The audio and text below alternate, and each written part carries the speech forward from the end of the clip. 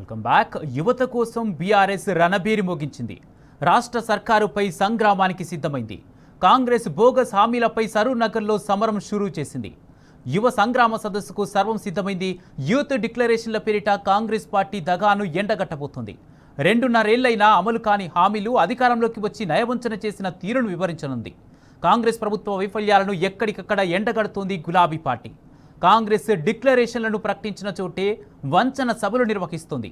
నిరుద్యోగ యువతకు అండగా సరూర్ నగర్ వేదికగా బీఆర్ఎస్ యువ సంగ్రామ సదస్సు ఏర్పాటు చేస్తారు.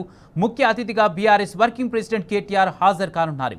సదస్సును ఆపేందుకు ఎన్ని నిర్బంధాలు విధించినా గలమెత్తుతామని కేటీఆర్ తేల్చి చెప్పారు. యువ సంగ్రామ సదస్సుకు యువత, నిరుద్యోగులు, విద్యార్థులు భారీగా తరలిరానున్నారు. ఏడాదిలో 2 లక్షల ఉద్యోగాలను చెప్పి నిరుద్యోగులను మోసం చేసిన సర్కారును యువ సంగ్రామ సదస్సు వేదికగా ప్రభుత్వ హామీలపై నిరుద్యోగులు నిలదీయనున్నారు.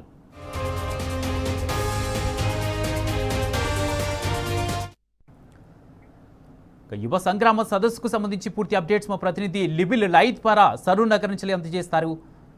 లిబిల్, యువ సంగ్రామ సదస్సు ఏదో ఒక విధంగా అడ్డుకోవాలనే ఉద్దేశంతో కుట్ర చేస్తూ అక్రమ అరెస్టులకు పాల్పడుతుంది ప్రభుత్వం.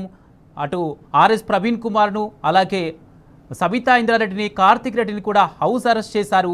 వారిని ఇప్పటికే పోలీస్ స్టేషన్ కూడా తరలించినట్టుగా తెలుస్తుంది కార్తిక్ రెడ్డిని. మొత్తంగా అయితే నిరుద్యోగుల గొంతుకే నినదిస్తున్నటువంటి బీఆర్ఎస్ నేతలను ఏదో విధంగా అడ్డుకోవాలనే ఉద్దేశంతో ప్రభుత్వం ఈ విధంగా వ్యవహరిస్తుంది. దీనిపై అక్రమ అరెస్టులకు సంబంధించి యువత ఏమంటున్నారు?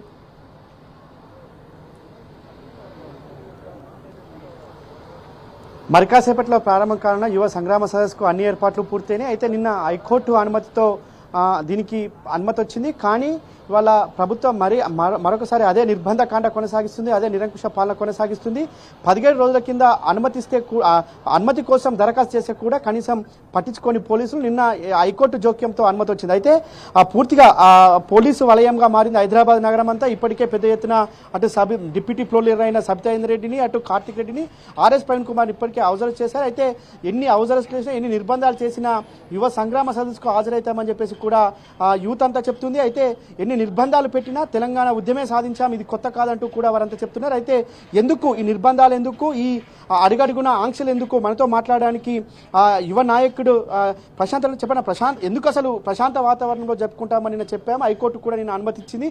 అయినప్పటికీ కూడా హైకోర్టు ఉత్తర్వులను కూడా ఇవాళ పోలీసులు తుంగలో తొక్కుతున్న పరిస్థితి ఎందుకు వచ్చింది? అసలు మీరు చూస్తున్నారు, ముందు నుంచి కూడా మేము ఎప్పుడైతే ఈ యువ సంగ్రామ సదస్సు పెడతామో అని చెప్పి ప్రకటించినామో ఆ రోజు నుంచి కూడా అధికార పార్టీ ఏ విధంగా అడ్డుకోవాలి, ఏ విధంగా ఈ మీటింగ్ జరగకుండా చూడాలని చెప్పి వాళ్ళు ఎన్నో ప్రయత్నాలు చేశారు. ఆఖరికి 17 రోజుల నుంచి మేము 30 తారీఖుకి పర్మిషన్కి అప్లై చేసినాం. జూన్ 30 తారీఖు నాడు పర్మిషన్కి అప్లై చేస్తే 17 రోజుల పాటు ఆ పర్మిషన్ పైన ఎట్లాంటి నిర్ణయం తీసుకోకుండా దాన్ని పెండింగ్ పెట్టి నిన్న మేము కోర్టుకు పోయి హౌస్ మోషన్ మూవ్ చేసి కోర్టు ప్రభుత్వాన్ని ముట్టికాయలేసి మాకు ఈరోజు ఈ సభకు అనుమతి ఇచ్చింది.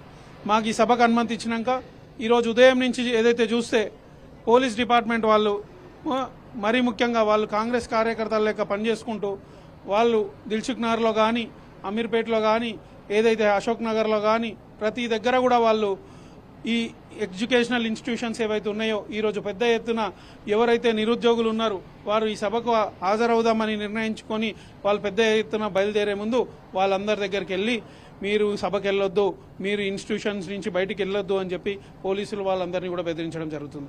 అదే కాకుండా చూస్తే ఏదైతే మా నాయకులు ఉన్నారో సబితా ఇంద్రారెడ్డి గారు, మా మాజీ మంత్రివర్యులు, వారిని గారిని, అదేవిధంగా మా రాష్ట్ర party general secretary RS Praveen Kumar గారిని కానీ వీళ్ళందరినీ కూడా హౌస్ అరెస్ట్ చేసి వాళ్ళని ఈ మీటింగ్కి రానియకుండా వాళ్ళని అడ్డుకోవడం జరుగుతుంది. ప్రభుత్వానికి నేను హెచ్చరిస్తున్నా, మీరు ఏ విధంగా మమ్మల్ని అణచివేయాలని చూస్తే మరీ అంతగా మేము ఇంకా ఈ పోరాటంలో ముందుంటాం. తప్పకుండా పెద్ద ఎత్తున రాష్ట్ర వ్యాప్తంగా ఈరోజు నిరుద్యోగ యువత కానీ, యువకులు కానీ, విద్యార్థులు కానీ అందరూ కూడా పెద్ద ఎత్తున ఫీ రీయింబర్స్మెంట్ కోసం విద్యార్థులు కానీ అందరూ కూడా పెద్ద ఎత్తున ఈ కార్యక్రమంలో పాల్గొనడానికి రాష్ట్రంలో అన్ని జిల్లాల నుంచి, రాష్ట్ర నలుమూలల నుంచి పెద్ద ఎత్తున బయలుదేరి రావడం జరుగుతుంది. మీరు ఎక్కడ ఈడ కొంతమందిని అడ్డుకోవాలని చూస్తే ఉప్పనెలగా రాష్ట్రం అంతా విద్యార్థులు కానీ, యువకులు కానీ పెద్ద ఎత్తున ఈ మీటింగ్కి హాజరవుతారని చెప్పి ఈ సందర్భంగా తెలియజేస్తున్నాం. కేటీఆర్ ఎన్ని గంటలకు వస్తారు, అంటే సభ యొక్క ప్రధాన ఉద్దేశం ఏంది, ఎవరెవరు ప్రసంగిస్తారు, ఈ వేదికకు సంబంధించిన పూర్తి అంశాలు ఏంటి? ఏదైతే గతంలో ఇదే ప్రాంగణంలో ఆ రోజు రేవంత్ రెడ్డి 2023 సంవత్సరంలో ప్రియాంక గాంధీని తీసుకొచ్చి యూత్ డిక్లరేషన్ చెప్పి ఏవైతే ఆ రోజు కాంగ్రెస్ పార్టీ హామీలు ఇచ్చిందో ముఖ్యంగా ఆ హామీలు ఏది కూడా నెరవేర్చని పరిస్థితి ఈరోజు రాష్ట్రంలో ఉన్నది. ఆ హామీలన్నీ కూడా వాళ్ళు ఇచ్చిన హామీలన్నీ కూడా గుర్తు చేసుకుంటూ ప్రభుత్వం పైన ఒత్తిడి తీసుకొచ్చి ఏదైతే నిరుద్యోగులకు వాళ్ళు 2 లక్షల ఉద్యోగాలు సంవత్సరానికి ఇస్తాము అని చెప్పి మాట ఇచ్చినారో ఆ ఉద్యోగ నోటిఫికేషన్లు అన్ని ఇచ్చి ఆ ఉద్యోగాలన్నీ భర్తీ చేసే విధంగా ఏదైతే ఫీ రియంబర్స్మెంట్ విషయంలో గత 20 సంవత్సరాల నుంచి రాష్ట్రంలో ఫీ రియంబర్స్మెంట్ ఏ విధంగా విద్యార్థులకు అందుతుండే ఇప్పుడు ఈ ప్రభుత్వం వచ్చినాక 3 సంవత్సరాల నుంచి ఫీ రియంబర్స్మెంట్ అందుతలేదో ఇట్లా ప్రతి అంశం మీద వాళ్ళు ఆ రోజు యూత్ డిక్లరేషన్లో ఇచ్చిన ప్రతి అంశం మీద ఈ రోజు ఈ వేదిక మీద చర్చ జరుగుతుంది. అదేవిధంగా నిరుద్యోగులు పెద్ద ఎత్తున వాళ్ళు కూడా హాజరవుతున్నారు. వాళ్ళు ఎదుర్కొంటున్న సమస్యలు ఏవైతే ఉన్నాయో నోటిఫికేషన్లు రాక వాళ్ళు గత 2-3 సంవత్సరాల నుంచి 5-6 సంవత్సరాల నుంచి వాళ్ళు వాళ్ళ గ్రామాలు వదిలిపెట్టి వాళ్ళ అమ్మ నాన్నను వదిలిపెట్టి కుటుంబాన్ని వదిలిపెట్టి ఇక్కడ వచ్చి కోచింగ్ సెంటర్లో వాళ్ళు రోజు కోచింగ్ తీసుకుంటూ ప్రభుత్వం ఎప్పుడు నోటిఫికేషన్ ఇస్తుందా అని పడిగాపులు కాస్తున్న పరిస్థితి ఉన్నది.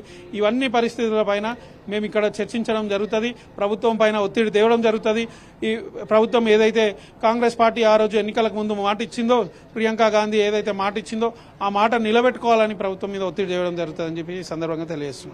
ఇవాళ ఏదేమైనప్పటికీ ఇక్కడ చూడొచ్చు మేము పిహెచ్డి పీజీ డిగ్రీ చదివిన యువకులం ఉద్యోగాలు రాక మేము చేస్తున్న వ్యాపారాలు అంటూ కూడా ఇక్కడ ప్రత్యేకంగా వారిని ఏర్పాటు చేశారు. ఏదైతే నిరుద్యోగ టీ స్టాలు నిరుద్యోగ పళ్ళ దుకాణం అంటూ కూడా కొంత వారికి అంటే నిరుద్యోగులు చేసే వ్యాపారాలు ఇవాళ ఉద్యోగ నోటిఫికేషన్లు రాక వారు పడుతున్న కష్టాలను వారు పడుతున్న ఇబ్బందులను ఇక్కడ ప్రత్యేకంగా ఏర్పాటు చేశారు. అవి ఒక ఫ్లెక్సీని కూడా ఏర్పాటు చేశారు. నిరుద్యోగ కూరగాయల దుకాణం అని నా దగ్గర పెట్టుబడి లేదు మరి నేనేం చేయాలంటూ కూడా ఇవాళ ప్రశ్నిస్తున్న పరిస్థితి కనిపిస్తుంది. పూర్తిగా ఇవాళ ఆ ప్రభుత్వం యొక్క నిరంకుశత్వాన్ని ప్రభుత్వం యొక్క దమనకాండని కూడా కళ్ళగట్టినట్టు ఇక్కడ ప్రధానంగా ఏర్పాటు చేశారు. నిరుద్యోగ వ్యాపార సముదాయం అంటూ కూడా ఒకటి ఏర్పాటు చేసి అందులో పలు రకాల స్టాళ్లను ఏర్పాటు చేశారు. అంటే నిరుద్యోగులు వాళ్ళ ఉద్యోగ నోటిఫికేషన్ రాక పడుతున్న ఇబ్బందులన్నింటినీ కూడా ప్రత్యేకంగా ఇక్కడ ఏర్పాటు చేసి దానికి ఒక గ్యాలరీ కూడా ఏర్పాటు చేశారు. దీనికి కూడా బీఆర్ఎస్ వర్కింగ్ కేటీఆర్ ఇక్కడ దీన్ని సందర్శిస్తారని చెప్పేసి కూడా చెప్తున్నారు. అయితే విఐపి ఏదైతే వే ఉందో విఐపి వే నుంచి నేరుగా ఇందులోకి వచ్చి వారికి సంబంధించిన సమస్యల పైన అంటే ఇవాళ చాలా మంది ఉద్యోగార్థులు ఎవరైతే ఉద్యోగార్థులు వారికి నోటిఫికేషన్లు రాక వారు పడుతున్న బాధను కళ్ళకు కట్టేటట్టు ఇక్కడ ఏర్పాటు చేశారు. వారు నడిపిస్తున్న టీ స్టాలను కావచ్చు, వారు నడిపిస్తున్న పూల దుకాణాలు కావచ్చు, వారు నడిపిస్తున్న పండ్ల దుకాణాలు వారన్నింటినీ కూడా ఇక్కడ ఏర్పాటు చేసి ఇక్కడ మరొకసారి నిరుద్యోగ యువత నిరసనని ఇవాళ పూర్తిగా చెప్పే ప్రయత్నం చేస్తున్నారు. ఇవాళ ఏదైతే పూర్తిగా బీఆర్ఎస్ పార్టీ బీఆర్ఎస్ పార్టీ యువతకు సంబంధించి పెద్ద ఎత్తున ఏర్పాటు చేయడంలో ప్రత్యేక పాత్ర ఉంది. అందులో నిరుద్యోగ యువతకు సంబంధించిన అనేక అంశాలను ఇవాళ కళ్ళగట్టినట్టు నిరుద్యోగ యువత యొక్క మోసాలను ఇవాళ ప్రత్యేకంగా ఇక్కడ ఏర్పాటు చేశారు. ఆ స్టాల్కి సంబంధించిన ఏర్పాట్లతో మనతో మాట్లాడడానికి చాలామంది ఇక్కడ బీఆర్ఎస్ పార్టీ యువ నాయకులు ఉన్నారు. ప్రధానంగా ఇవాళ కాంగ్రెస్ పార్టీ మోసాలను కాంగ్రెస్ పార్టీకి సంబంధించిన అనేక అంశాలను ప్రస్తావిస్తారు. ఎందుకని అసలు ఇక్కడ ప్రత్యేకంగా అక్కడ ఎందుకు ఏర్పాటు చేశారన్న? అది మేము ఏర్పాటు చేసింది కాదు, నిరుద్యోగులు ఏర్పాటు చేసుకుని నిరుద్యోగులు చెప్తున్నారు. ఇక్కడికి వచ్చే నిరుద్యోగులు ఎంత కష్టాలు పడుతున్నారు.